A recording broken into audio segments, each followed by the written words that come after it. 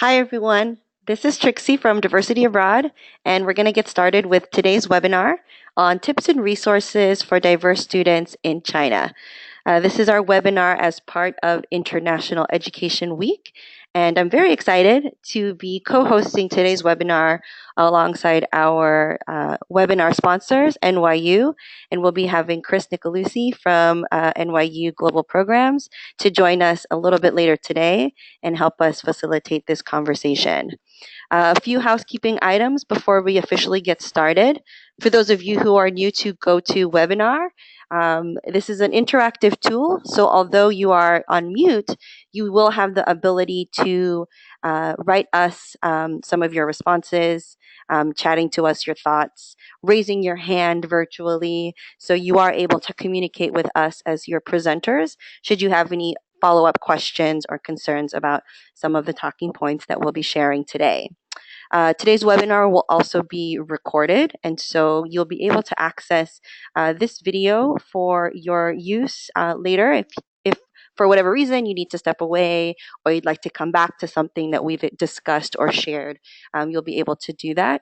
And we'll be sure to share that recording with you after today's webinar has wrapped up. So with that, let's get started. I'll show you what today's call is going to be comprised of. I'll do a little bit of introduction about diversity abroad in case some of you who are joining us for the first time have not been a part of any diversity abroad programming before. After that, we'll jump into making the case for why China is such a, a diverse opportunity for students and a great choice for students who are interested in exploring career opportunities and study abroad opportunities abroad before we then jump into the specifics about what NYU Shanghai actually offers on their campus. After that, I'll jump into considerations for diverse students in China. So, really trying to provide some context for different student identities and how those identities may be impacted in China and within Chinese culture. And then in the latter half of today's presentation, we're excited to be joined by a few students live from NYU who will be sharing with us some of their firsthand experiences and some advice that maybe they can impart on all of you as our listeners. Before we then wrap up with a few top tips and leaving some room for questions at the end as well. So let's look at what today's webinar is going to be looking like. So again, my name is Trixie Cordova. I am the Associate Director of our Student Services here at Diversity Abroad. Largely what that means is any of our student-focused resources from our country guides on the student site and um, coordinating webinars such as this to organizing our campus tour called the Passport Tour. There's a lot of different components that we have going on at Diversity Abroad where we try to connect directly to students from diverse backgrounds, encouraging them to pursue global opportunities. And so that's a little bit about me, and I'll give more context about what Diversity Abroad is, more broadly speaking, in just a little bit. But I do want to give my co-facilitator, Chris, an opportunity to introduce himself at this time. Thanks, Trixie. My name is Chris Nicolucci. I work at NYU's Office of Global Programs, which in the Student Services Division, which oversees the enrollment and support of students who are traveling at NYU locations. I've worked for a number of years with NYU Shanghai. I've had the pleasure of spending 3 periods of time in China myself, and I represent as part of my identity as part of the LGBT community. So I'm excited to talk with students from diverse backgrounds in this panel today. Thank you, Chris. So we'll be hearing from Chris later today to hear about some of the best reasons to choose studying abroad opportunities in China, if perhaps you're still trying to make the decision about whether or not to do so, before we then also, as Chris said, hear from some great student panelists who can talk about their firsthand experiences. So thank you, Chris, for that. I'm going to go ahead and ask our audience members, if this is your first time joining us for a Diversity Abroad related webinar program, can you go ahead and click the hand icon to sort of raise your hand? I'm just curious to see how many people are joining us for the first time. So just a few who are here, which is great to see. Okay, great. Couple of people. Excellent. Well, thank you so much for being here. You can go ahead and put your hands down. Diversity Abroad is an organization that has been around for a little over 11 years now, about 10 years, really. And so we started in 2006 as a student website. It was started by our founder, Andrew Gordon, who himself was a diverse, underrepresented student who studied abroad and who really recognized that there was a real need to create a space where students from diverse backgrounds can either find support from their peers who, like them, were having identity based challenges in navigating different cultures, having different kinds of unique needs and supports in preparing to go abroad. And then it also evolved essentially from that idea to also developing into this professional consortium that we have called the Diversity Abroad Network. So NYU, for example, is one of our member network schools, and schools that are part of that network essentially have access to additional resources that professionals can access in order to improve their own advising and teaching practices to be more inclusive of student needs. So that's a little bit about diversity abroad. As I mentioned earlier in my self-introduction, as the associate director, excuse me, of student services, what that largely means is I'm focusing much more on our student resources and our student portal. And again, that includes everything from webinars such as this, organizing our campus outreach tour, managing our scholarships. And so if you have any questions about some of our student-centered resources, I'm happy to try and share that information with you throughout our webinar or even after. So again, thank you so much for being here. And I'm looking forward to hearing from some of you about some of your questions about the content in today's webinar, and look forward to today's content. So with that, we're going to get started. And before I officially pass the mic, so to speak, to Chris, I'm going to put up a poll. So I'm just curious, for those of you who are tuning in, if you could take a quick second to answer this poll question. I'd love to just kind of gauge our audience and see who's in the room. So it would be great if a couple people could do this for the next, I may put it up for another 10 seconds or so. So if we can get a couple more people to answer the poll, that would be really, really great. Just to kind of see how we can start to frame the rest of today's conversation. So I'll give another like 10 seconds so we can see who is participating in this poll. And I also realized now as well, some people may be tuning in that are professionals. So some of these choices might not necessarily fit what you are tuning in for, and that's totally okay as well. So I just want to acknowledge that. Okay, so it's been about a minute. I'm going to go ahead and close the poll. So it's interesting to see. I'm going to share the results really quick just to see. So some students are still deciding whether or not China is a place that they would like to study in. And some of them are definitely interested in potentially studying in China in the future. So I think this is really helpful information for us, just to move as we move forward with our conversation, to kind of see what some of your questions might be moving forward. So I'm going to pass it off to Chris, who will now take it from here to talk to you a little bit about China and NYU Shanghai. Super, thanks, Trixie. Yeah, based on that poll response, if 80% of you aren't sure, I think this is an amazing webinar. I'm super glad that we chose to do this webinar about China and not another country, because clearly the information needs to get out there, because China is such an amazing place to have the study way experience. You might know that in a lot of documents, articles, newspapers, research out there, that the 21st century is being known as or called the Asian century. And it's really about China's role in world leadership, which is now undeniable and incredibly important. And it's not just in manufacturing, but also in other areas of business, in science, in innovation, diplomacy, NGO activities, international affairs, and even fashion and the arts. China has a different place in the world right now than it did even 10 years ago. So more so than ever, this is a wonderful time for American students to go and have an experience there. Because China is one of the most influential countries right now, having an education that incorporates a first-hand experience, that knowledge of that place will give you a much more clear advantage for future success. The way that you can present that knowledge for organizations that you might either apply for graduate or professional school, or for jobs you might work for.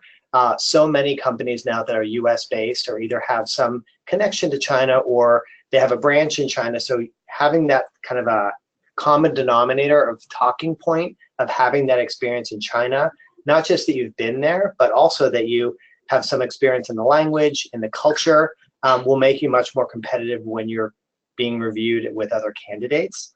That's definitely one of the things that we keep hearing from our graduates time and time again, is that that first-hand experience that they gained in China gave them an edge and set them apart in the job market after graduation. Probably more so their study in China than had they studied in some other location. I mean, I'm a big advocate for Shanghai because that's where NYU's program is. I've also spent time in Beijing and Guilin. But regarding Shanghai, it is China's largest city, and it's really just a fascinating urban laboratory where students get to explore this kind of really cool society that is both historic but also modern as it kind of advances. It's really very interesting to see this mix of historical, contemporary, with the advances in architecture, culture, and commerce. So hopefully as we kind of go through the next 40 minutes of talking, more of you will want to study in China than there's 20% in the original poll. What is exciting for me about NYU Shanghai is that it's the first Sino-American university, which means that essentially China and the US university that is essentially merged. The agreement between NYU and the government of Shanghai is that at least half of the students enrolled at NYU Shanghai must be from mainland China. So it makes for a really very interesting classroom setting.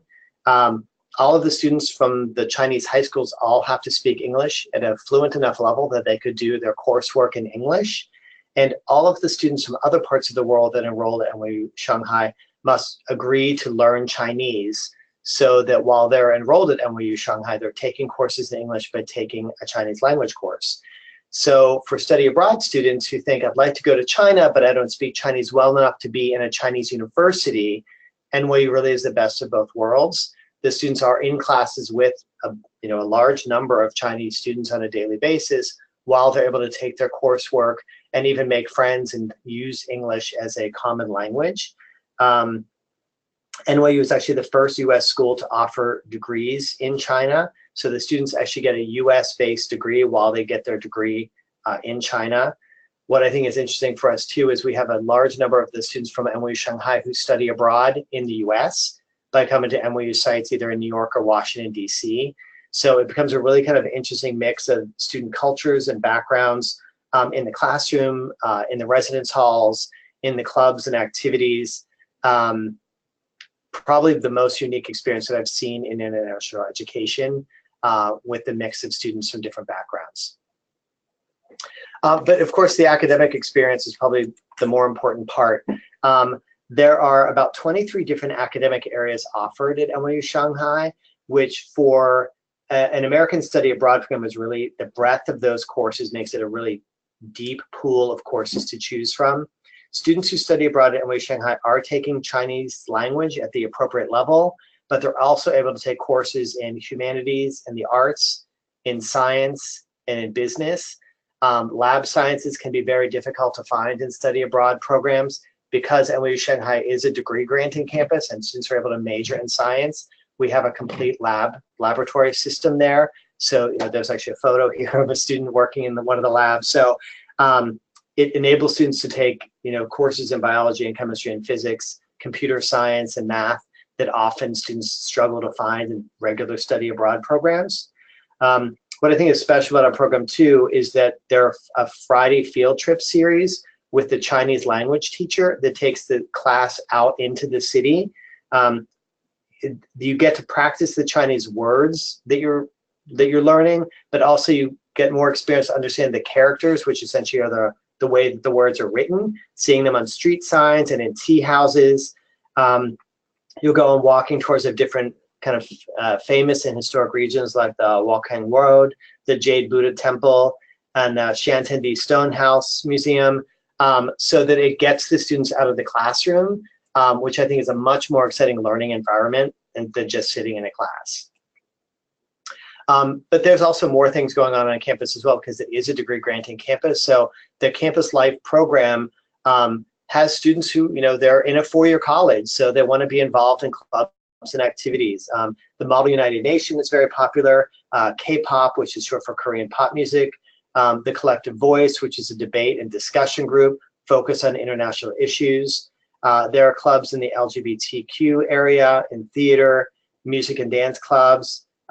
Anime comics and games is a very popular club, as well as athletics and intramurals.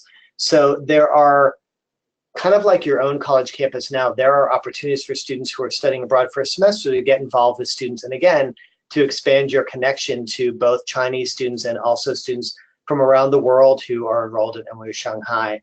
The study abroad students come from NYU's campuses in New York and also Abu Dhabi, as well as other US colleges. So kind of the mix of students is really probably not one that you will see someplace else.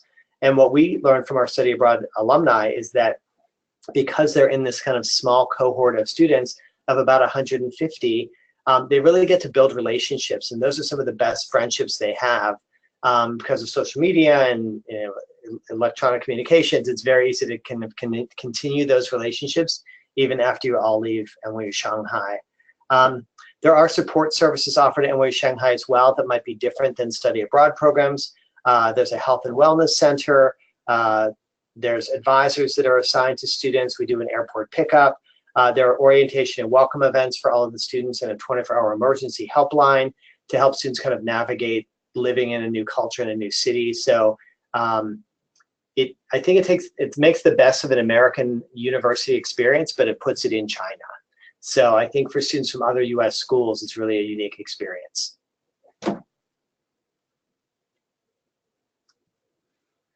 A lot of people ask about housing. NYU actually has a renovated apartment building that serves as our residence hall. We're guaranteed housing for all of our students there. Our NYU Public Safety is vetted and makes sure that the neighborhood that it's in and the way that it is kind of kept secure is all compliant with the way that we do things at our campus in New York. There's wireless internet in the building as well as in the academic center, and a VPN system through NYU allows students to access resources they may not be able to get to otherwise in China, including NYU's library system. You can see the students are preparing dumplings in this photo, but there's fully equipped kitchens in the apartments, and it's a short commute to campus. A lot of students use the metro system, which is super amazing and easy to use and really clean and organized. But there's also an NYU shuttle to just keep it really simple, especially for early morning classes. I know that most NYU students prefer the shuttle, which is just kind of a nice service too.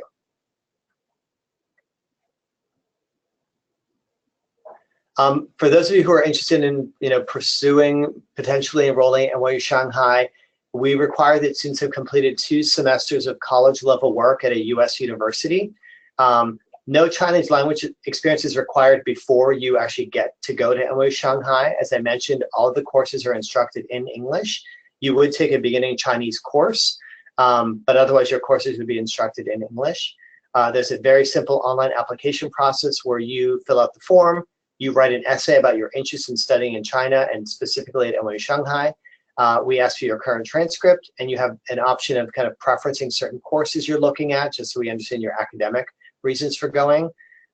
We follow 2 deadlines for fall semester. We encourage students to apply by March 15th. For spring semester, we encourage students to apply by October 15th. And that's just to make sure that you have enough time to follow the steps you need to obtain your visa, to register for courses, and just get ready to live in a new city. And NYU Shanghai also offers summer and January courses. It's more limited during the semester, but there are still opportunities if students are interested in going for a short term, 3 weeks in January or 6 weeks in the summer. And all of that is on the nyu.edu/Shanghai webpage, where you can find information about admissions, the course lists, and just more detail about the program. Great. Thank you so much, Chris, for all of that great information about NYU Shanghai and for making the case about why China should be a country that many students should try and go study abroad or have any kind of international experiences in. I know that it's a popular destination for many students of different fields of study. And so if you're tuning in, trying to decide whether or not China is the right fit for you, I hope that some of what Chris discussed helps you to decide if that is a place you'd like to pursue in the future. For the next few slides, I'll be talking a little bit about some considerations for students of diverse backgrounds with respect to their experience in China. So a lot of the work that we have here at Diversity Abroad is trying to assist students of diverse and underrepresented backgrounds to understand how their identities may impact how they're perceived or treated or spoken to, or just how they navigate the streets in a different community. And so we're going to talk through a few different ways that students might identify, some considerations for those students, and then share some tips for how students can begin to process essentially and prepare for what that experience might be like for China. We certainly don't want students to feel that these are the only ways that we define identity or diversity, even for that matter. But we are focusing on some student groups or some identity groups rather that are most salient. So what are some of the aspects of your identity that might be most visible to the people that you're meeting once you travel or go to other countries and cultures? I also hope that by sharing this information, you don't feel at all discouraged or afraid of going overseas. Study abroad is a lot of work to kind of make it happen, but it's also really transformative, extremely positive, growing learning opportunity for you. So I'm happy to answer any questions throughout the next few slides if you have any concerns about how your experience might be impacted based on your identity. And if I can't quite get to them from today's presentation, I'm definitely going to provide some of my contact information should you have some of those questions after we wrap up. So let's get started. Um, First, student group I'm going to focus on are students that identify as sort of like a racial or ethnic minority student.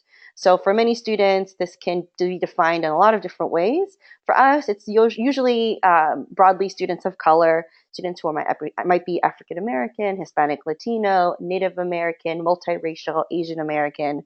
And so for students who are preparing to go to China who identify in these ways, one of the things you might need to be prepared for is being stared at or dealing with blatantly inappropriate or racist statements. It sounds a little jarring, but for many people in China, and I know Chris mentioned he spent some time in China. I've spent 2 years living in Asia, not in China specifically, but in Japan. And I can attest to the fact that, that's a very homogenous community. And so if you are of a different skin tone, you kind of automatically stand out. And so that's just something that you'd want to be mindful of. And what this might mean is, as some of our other points sort of point out, is people may have stereotypes about your identity based on your perceived heritage. Um, you may be treated as less professionally incompetent. So people may equate your racial ethnic identity with your intelligence, which we all know is there's no equivalent, right? And you may also not be seen as quote unquote American, right? So if you are, for example, an African American student, many people might think that you're actually from a country in Africa versus having grown up in the United States. And so these are some things that students we've connected with at Diversity Abroad have certainly brought up in conversations. And myself, as a Filipino American, I actually really relate to this last point, which is that there's an expectation that if you are perceived as Asian or Chinese or close to it, there's an expectation that you can communicate in the local language, that you should know the cultural norms, despite the fact that there are a lot of different countries and a lot of different cultures and languages throughout Asia as a region, right? And so these two images I wanted to share. The top one is one of our students, Kamal, and here he is just kind of doing his thing, and a group of students all of a sudden wanted to take a photo with him. So sometimes things like that come up And the bottom photo is an image that was pretty popular when it made the rounds online. It's of a white student, but with red hair. And so this is him meeting Chinese students who'd never met somebody with red hair before. And so even though we're talking specifically about students from racial ethnic minority identities, it kind of goes both ways, right? Essentially, if young people in China are seeing something that they really have no context about, they're really curious. And so there's sometimes touching, there's wanting to take photos with you because it's just something that they don't usually see. So how do you kind of deal with some of these experiences that you might have when you are going abroad? Just keep in mind that people are, not necessarily they don't navigate culture necessarily the same way we do in the U.S. And so I think about thinking about personal space, which we really value here in the United States, may not exist, right? And so when people come up to you, try to touch you, try to take photos of you, or really close to you, that's not necessarily meant to be disrespectful so much as it's just a different cultural norm. Think about the fact that perhaps if you try to dress similarly to how other people are dressing, or if you try to integrate with the culture in other ways, that can help to remove attention from you, but it might still be the case that your skin tone, your hair, the way that you dress will attract some attention, whether you are perceptive to that or not. Um, so, what can you do to try and help minimize that? Do some research on the country that you're going to, in this case, China, right? So, at Diversity Abroad, we certainly have a China country guide where you can read a little bit more, try to be informed about the historical context that perhaps the heritage of your identity has with China, and perhaps that can help to inform how they might perceive what kind of stereotypes they might have about you, despite the fact that you've obviously never had any kind of interactions with people in China in the past. You can also check out our guide for racial ethnic minority students abroad, which we have on the Diversity Abroad website. And I'll be sure to link that when I send you all a recording of this webinar after we wrap up. Another note I wanted to make about racial ethnic minority students are students who are quote unquote heritage seeking. So if you're not familiar with that term, heritage seeking refers to students who largely try to study abroad either in the country from which their parents or their grandparents come from, or perhaps even in this case, if you are Chinese American and you're studying in China, or even just largely being Asian American going to Asia. Understand that there might be a unique set of challenges you might have. And so here are some of our recommendations for how you might want to navigate those. Understanding, number one, that you might not be looked at as one of theirs. So it seems like a catch-22, right? That at one point they might expect you to know the language and to understand the culture, but the other side of that might be that you are clearly American and not one of quote unquote them, right? So that's sometimes something that might come up for you. Just as we mentioned for the tips for other students, dressing and acting like the locals can make you stand out less. So that's not to say that you can't still be your full self when you're abroad, but if you notice, if you're going for a longer term, say for a semester or a year, and you kind of gauge the level in which people are dressing or carrying themselves, sort of following suit or attempting to follow suit can help you to minimize some of that attraction that you might be drawing to yourself.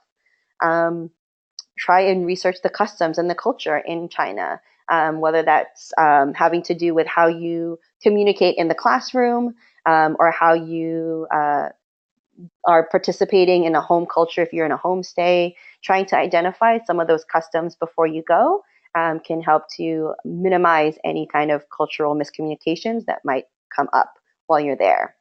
And if you get the chance to talk to other heritage students, so for example, if you find other Chinese American students who have gone to study in China, that's a great resource and wealth of information because they can certainly share with you some of their best practices and tips for how to navigate some of those cultural miscommunications.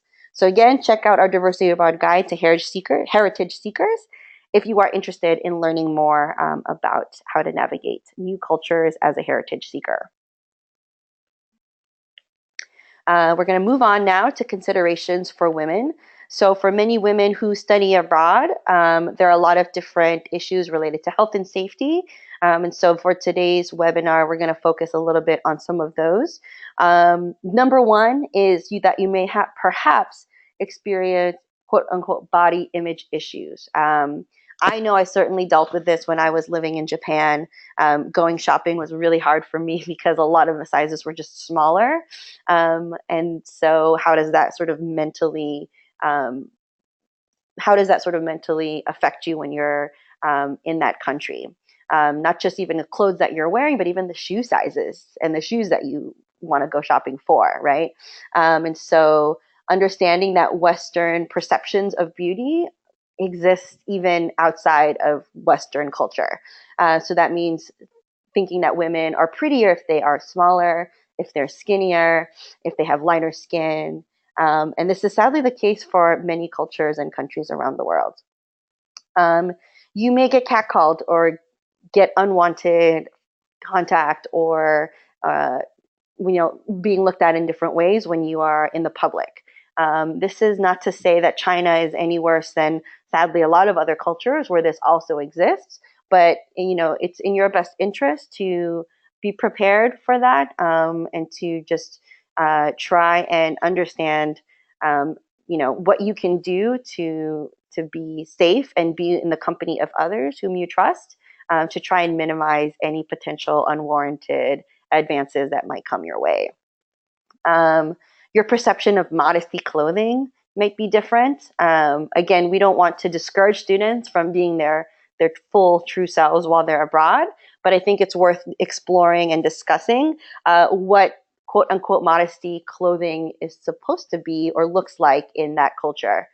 So, for example, maybe for you wearing a spaghetti strapped dress is not a big deal here in the United States. But there, that's sort of seen as like overtly sexy or not professional.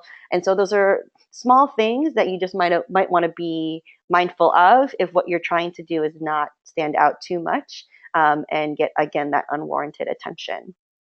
Um, and also be prepared for the fact that there may be challenges you have, whether you're going as a student in the classroom or whether you are working in a professional realm as an intern, or working abroad, that you may not be perceived as equally as qualified or smart or skillful as some of your male counterparts. Again, this is not sort of like an exclusively China issue, but it's one that you might want to just be prepared for as you consider going overseas.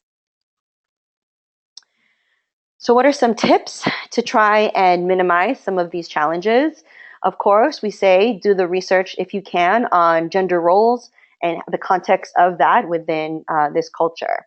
Put your safety first and be aware of your surroundings. I think this kind of goes for all of the different identity groups. Notice how locals are also dressing. That kind of helps you to gauge what is modesty dress, what is going out dress, what is professional dress, just so you can sort of try and emulate that as you're getting ready to go out in different scenarios. Be aware of different cultural actions. So, for example, in the United States, in some cultures, I'm sorry, in some areas of the United States, if you're walking down the street in a smaller community that looking people in the eye and saying hello and greeting them, it's not necessarily a bad thing, right? It's sort of just a welcoming greeting, lighthearted, nothing taken seriously sort of moment. When in some other cultures, that may not necessarily be the case. That may be interpreted as openly flirtatious or suggestive. And so, certainly, again, try to do what you can to see what some of those cultural norms are. And this is where speaking to students who have already gone abroad can be really, really helpful to sort of understand. So, again, of course, check out the guide that we have for diverse women studying abroad. All right. We're going to try to get through some of these other slides to be considerate of our time. So a couple of considerations for LGBTQ plus students. In China, homosexuality is not illegal. That being said, it's still slowly being accepted as a culture. So certainly make sure that you try to have opportunities where you talk with other students to gauge whether or not they were really open about their own sexuality while they were in China. Whether you decide to confide in your sexuality with others on your program is up to you. I think it's good to know, however, where some of those safe spaces are for you as a LGBTQ plus student, so that you know where to go in order to feel that you have support from others in that community. I'm going to go ahead and skip to the next slide just for the sake of time so that we don't dwell too much on these slides and we can get to some of our student panelists. And so what are some tips for students who might be LGBTQ plus? Of course, put your safety first. Do a little research, as we say. Identify if even talking about sexuality is safe for you to do in the company of people on your program.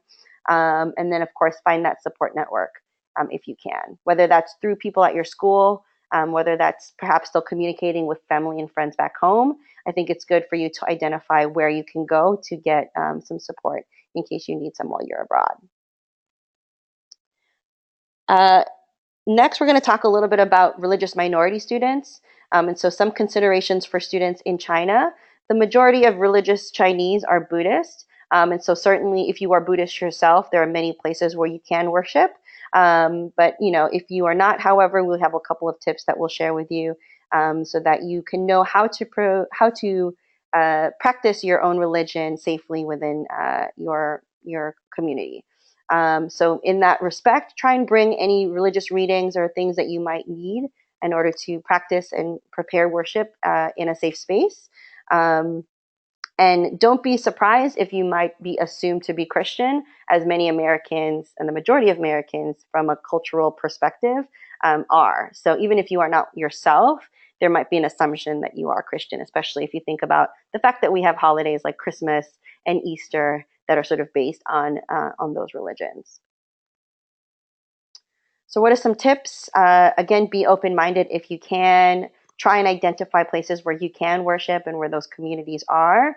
If you have dietary restrictions related to your identity, let people know ahead of time so that they can do what they can to inform host families, dining halls, think about spaces where you can go eat and create a really substantial list of places for you to either go shopping or to go eating when you can.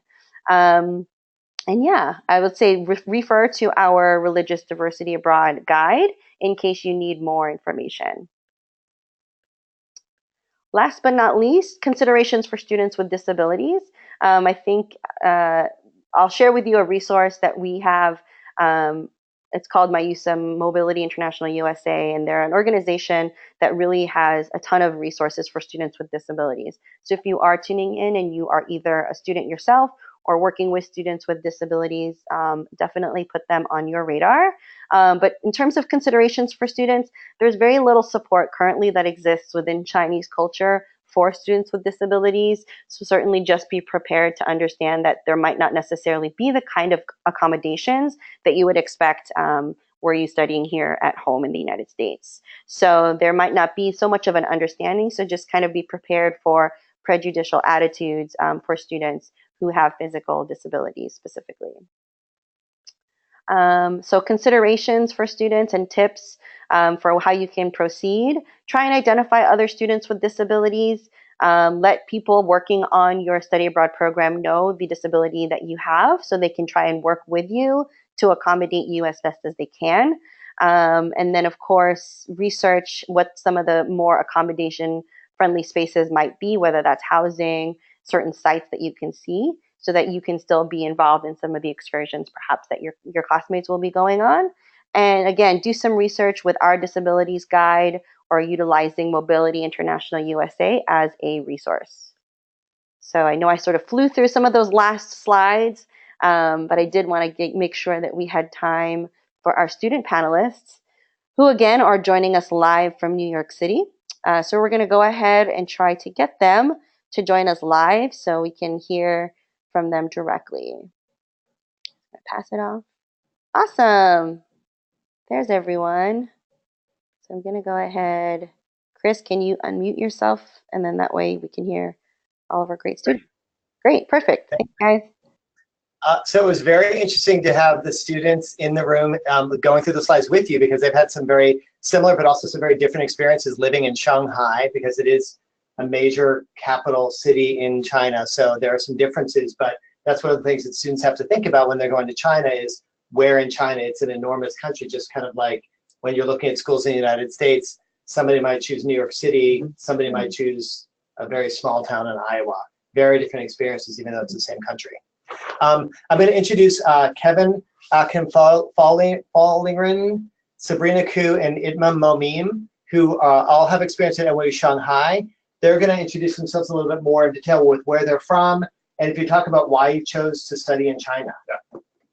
Well, yeah, I'm Kevin Fallingren. I am from Los Angeles, California. I'm going to be more specific. I'm from Inglewood, which is around Los Angeles. I chose to go to NYU Shanghai, in Shanghai, China, because I came from a community where diversity wasn't really apparent. Most of my friends were either Black or Hispanic. And honestly, I'd never had a friend who was Asian or Caucasian. I've never had that conversation with another person. So when I was junior in high school, I was given the opportunity to fly out to South Korea for 2 weeks. And then a few weeks after that, I was able to go to programs at UCLA and meet students from different schools. So I realized that I wanted to kind of branch out, and I enjoyed these experiences, like these culture shocks, and what better way to have a culture shock than to go to China. So you essentially put yourself in the biggest culture shock than you could have. Yeah. Okay, interesting. That's great. Sabrina? Hi, my name's Sabrina. I am from North Attleboro, Massachusetts, which is about 45 minutes away from Boston, Massachusetts.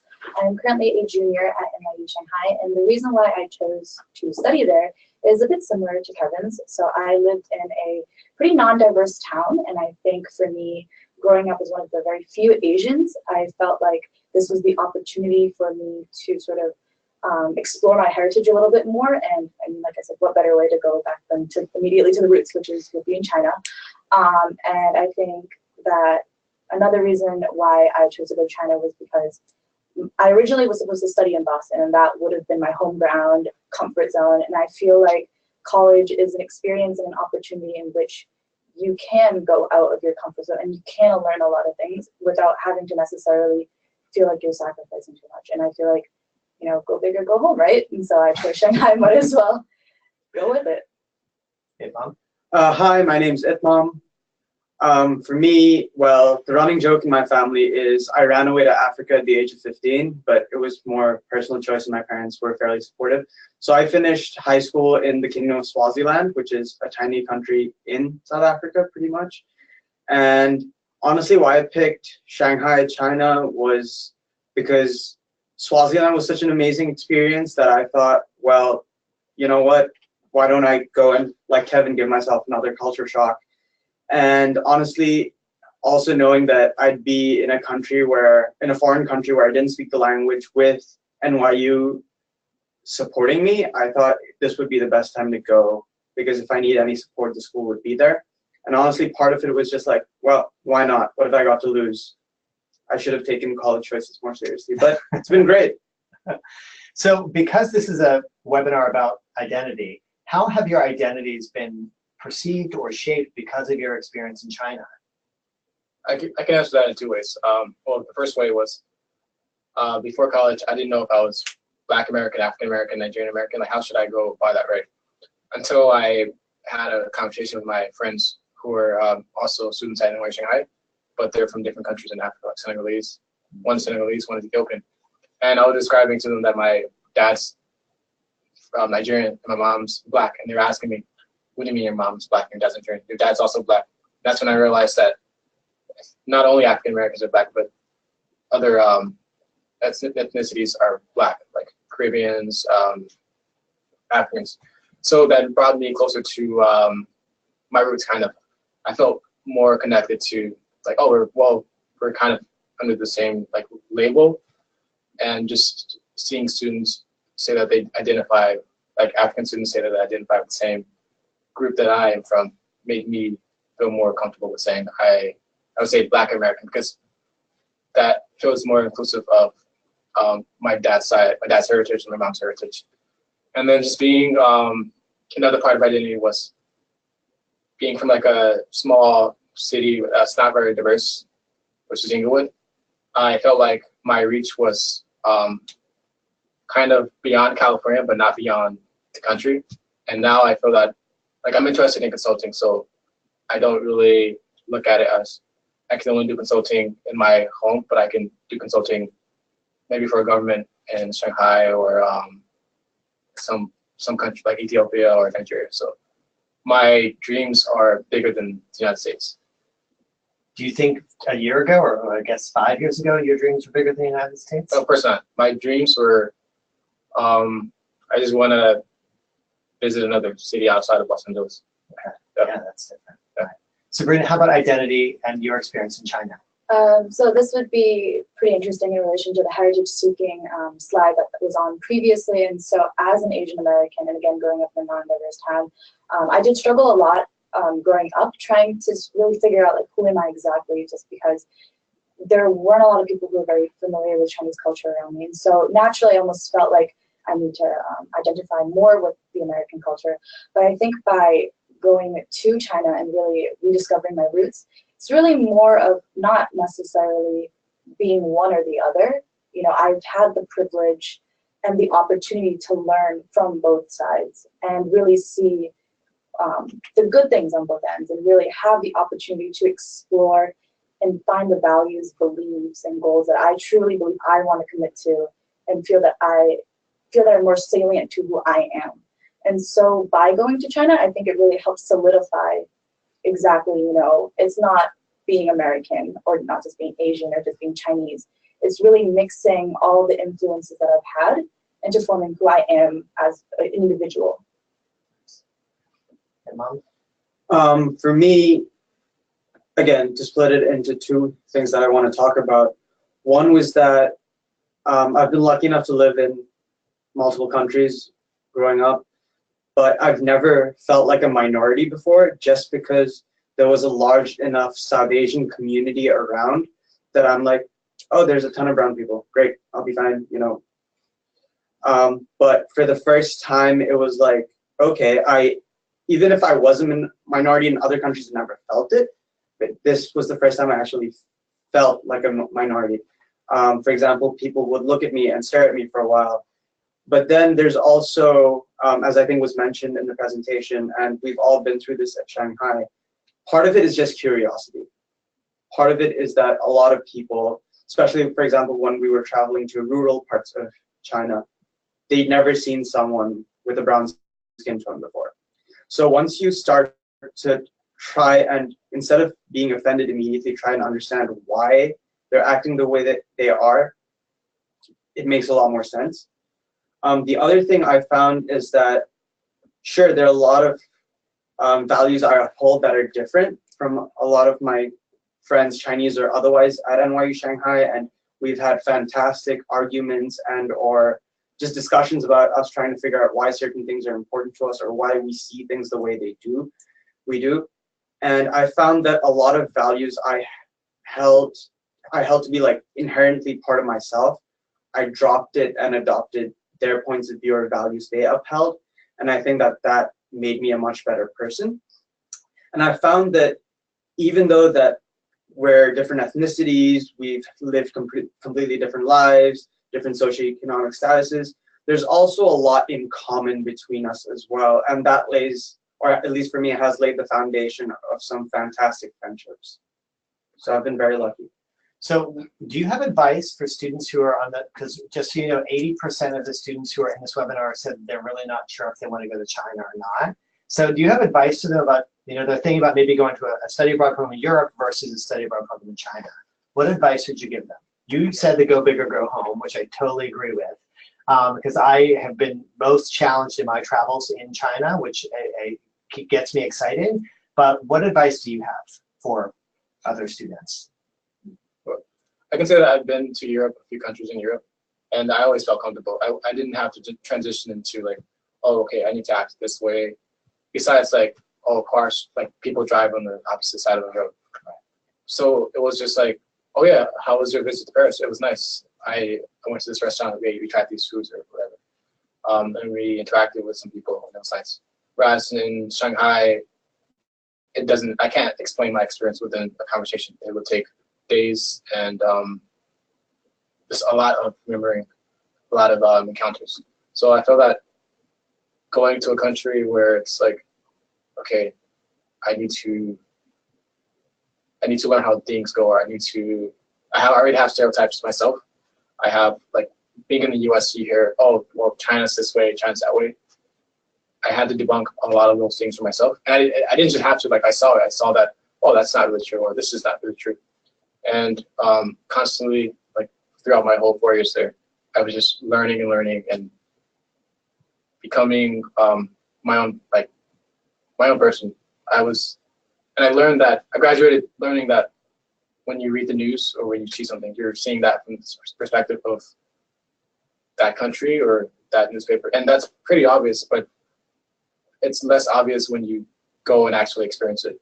So I would say that it just teaches you to be of, like, two minds, of, to, like, I see it through my eyes, but I can also see it through, I can imagine being in your shoes. So, Sabrina, advice? I would say that beyond the go big or go home, I mean, really, there aren't that many opportunities in your life in which you can put yourself in an unfamiliar situation and really be able to explore yourself. And I would say that, just there's so many transferable skills that you can learn beyond just, like, the language barriers or the fact that there are cultural barriers or the things that, like living independently, being away from home, all these skills that some people don't even have the opportunity or the financial support to be able to even do in their lifetime. Right now you have it in front of you, why not? But in the sense of, like, regardless of what ethnicity you are, what race, what gender, however you identify, I would say that you can also look at it on the flip side. Rather than doing it for yourself, which is, an identity exploration, you can also think about all the things that were mentioned in the slide, the stereotypes, the ideas, the beliefs, the biases that other people hold. By you stepping foot in an unfamiliar place, an environment that you don't know, it's equal for them, because the other side, they're seeing something that they don't know, that they've never encountered. And they also might never have the opportunity to leave wherever they're living, right? And so by doing so, you're really part of that process of globalization that we're all living in right now. And you might feel strongly about something. Human rights is something that's highly talked about nowadays, right? And the whole idea of, like, what's wrong, what's right, black and white. But just think about how awesome it is to be part of that dialogue and really bring conversation about topics that you're passionate about with people all around the world, and really being able to raise up those ideas and be able to share your ideas and maybe even change and impact those communities. Okay. And final thoughts, Mom? It's not for everyone. I don't want to be the Debbie Downer, but again, it's not for everyone. The last thing you want to do is go there extremely excited, and then there will be a bit of a culture shock. You'll be doing a lot of things for the first time. You look at street signs and you're like, I have no idea what street I'm on. And a lot of people get really homesick really quickly. And again, it also, as the slides mentioned, do a bit of homework into where you're going in China, because us being in Shanghai or the other major cities that we've traveled to, like Beijing, it's different than the rural parts of China that we've traveled to, right? So it is a little different. And again, there is plenty of diversity in Europe. Anyone who doesn't think that is fooling themselves.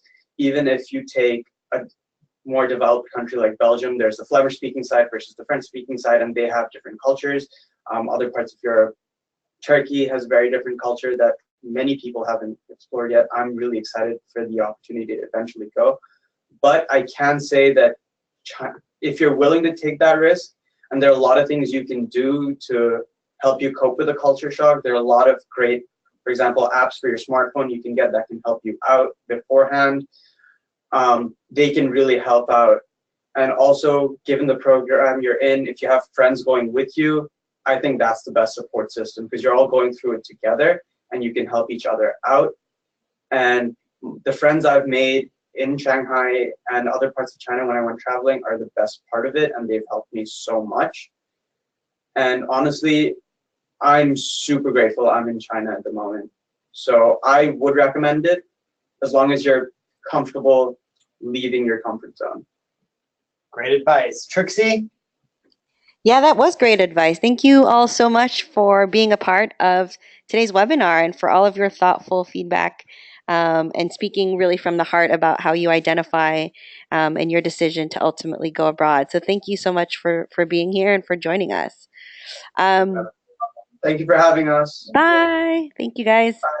Um, so I'm just going to close out our webinar. I know we were a few minutes over, but we did start about 5 minutes after. So just to wrap up some of our top 5 takeaways and tips from today's webinar.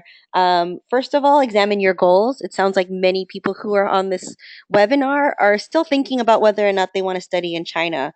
If it fits in and aligns culturally or professionally with where you'd want to be, definitely consider this as an opportunity. And hopefully, going abroad in general, at the very least, is also on the top of your list of experiences. Talk with an academic and study abroad advisor to see when might be the best time for you to go abroad. How does it fit into your overall academic course load, to really be sure that you can maximize the credits that you take either while you're overseas, but then also at your home institution. Connecting with student alumni. So, all of our great speakers today had some really personal, thoughtful reflections that were really honest, right? And so, I think you can always try your best to identify other students who've recently gone abroad to keep it be fully honest about what their experiences are, good and bad, so that you can begin to manage your own expectations for what this experience will be for you. And of course, research country and program information. Sorry, I skipped over that last one. But every one of us has sort of said this much, right? Do what you can to know a little bit more cultural, historical, political context of where you're going to go, and that can help you understand if this is really the best fit for you. So whether you're choosing to study in China because it can help enhance your career, or because you want to learn the language, or maybe you are a heritage seeker, just like Sabrina was. There are a lot of different reasons why you might choose one destination over another. So again, do that research, examine your goals, and connecting with students. And then, of course, last but not least, certainly take advantage of diversityabroad.com's resources. They are free. Many of them are available to you for you to search and go through right now. We have a huge guide on diversity inclusion issues. So I know we sort of flew through the different identities and how you might have different considerations based on how you identify. I certainly encourage you to take some time to go through those, to read some of the reflection questions that you might want to ask yourself before you decide to study abroad. I think Imam had some good, real feedback about how you should really think about whether or not you're prepared to leave your comfort zone. And so those are the kinds of questions we hope that you ask yourself as you prepare for an experience like this. Um, so with that, I do want to take 1 minute or two to see and to pause and see if there are any questions from the audience. I know we'll stay on for another like 2 minutes or so in case any questions do come through. And in the meantime, I will just go ahead and put up ways to get connected with us, so that if you are interested in reading more of those resources, you can go ahead and access those. You can follow us online. We try to feature a lot of different students who've received awards and scholarships, who represent the diversity of students that we'd want to see engaged in these opportunities through some of our images. And NYU, of course, is as well another great resource for you to tap into if you're interested in pursuing study abroad. Are there any questions? I kind of flew through those last few bits, but I do want to be cognizant of time. It doesn't look like any have come in, but this is my contact information. You'll also receive an email from me along with a recording of today's webinar. So again, you can always come back to this and listen in on some of the advice that you received today, and you can click on any of the links as you see fit if you're interested in learning more about these different resources and opportunities. And if you're interested in choosing to study at NYU Shanghai, you can go ahead and email them at global.admissions@nyu.edu to learn more. So it looks like we didn't get any questions coming in. So thank you to Chris. Thank you. Yeah, thank you to all of our great panelists who joined us live all the way from New York City. Itmum, Sabrina, and Kevin, thank you so much for being here. And thank you to everybody that has tuned in. I appreciate all of your feedback and thoughts.